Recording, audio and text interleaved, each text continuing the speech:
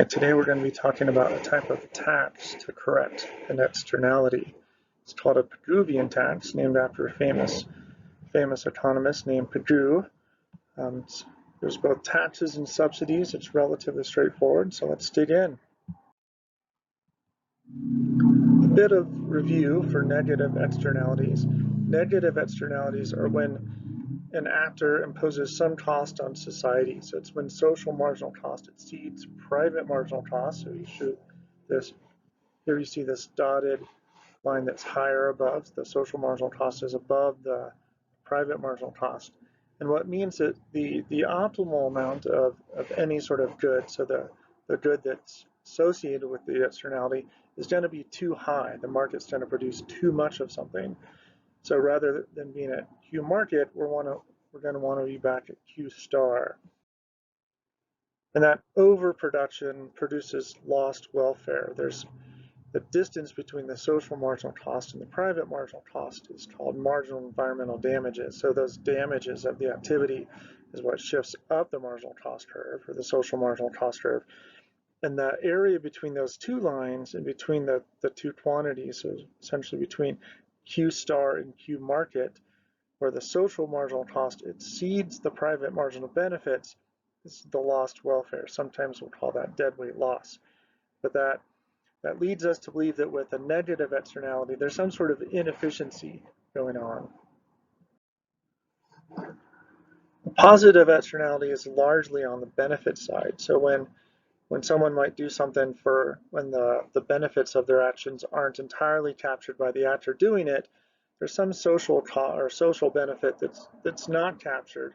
In that case, generally the market underperforms or underprovides the good. Q star is generally above Q market. We see this graphically with the social marginal benefit curve that lies above the private marginal benefit curve. So where you want to be is where the marginal costs, in this case the private marginal costs, intersect the social marginal benefit. They're at Q star. And just like with the negative externality, we have some lost welfare because we're producing too little. There's lots of good stuff going on that aren't essentially being captured by society. So the shift, the distance between the marginal benefit, the private marginal benefit, and the social marginal benefit is the size of the positive externality. And that area between Q market and Q star, where benefits exceed costs, but where that amount isn't being produced, is also lost welfare. So we have lost welfare if we're overproducing for negative externality, and lost welfare if we're underproducing for positive externality.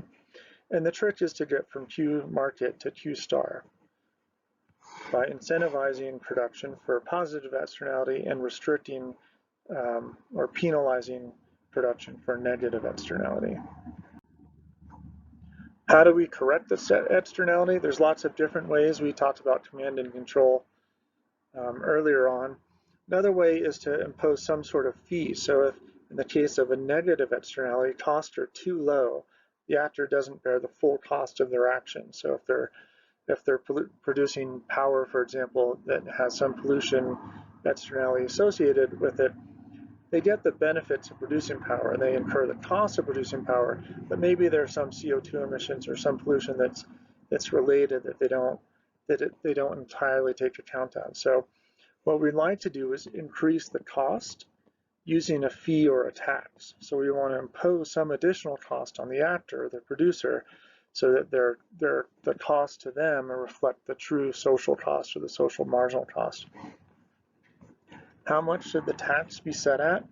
It's easy. We set it at the size of the externality. So if there's a marginal environmental damage associated with a negative externality, we just set the tax equal to that.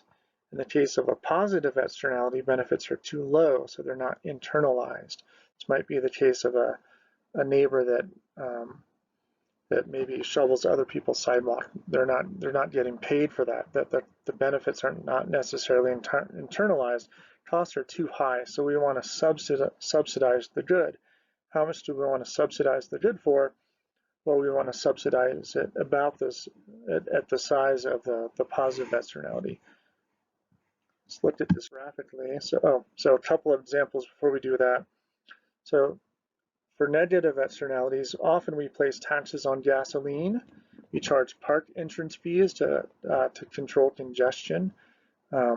Some places have noise taxes. About 40% or 40 countries throughout the world impose some sort of carbon tax. These are all fees on some sort of negative externality aimed at reducing the quantity that the market would otherwise produce, getting back to Q star. Positive externalities, there's a whole host of things that we subsidize because we believe that they bring some larger social benefit. The big one is education, both at the elementary and high school level, but also at the university level. The state puts forth, federal government puts forth a lot of money so that folks are educated because of the larger benefits that society might reap from an educated population.